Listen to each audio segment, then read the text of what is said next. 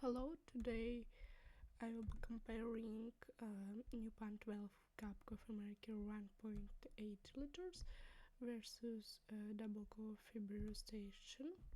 Be sure to watch to the end and I will tell you which is better. Links to all the products and the description. So let's start. Brewing capacity double coffee is better. Heating system double coffee is better. Coffee type options double coffee is better. Brew strength control double coffee is better. Programmability is high. Brew speed double coffee is better. Design to aesthetics NUPANT is better. Water reservoir double coffee is better.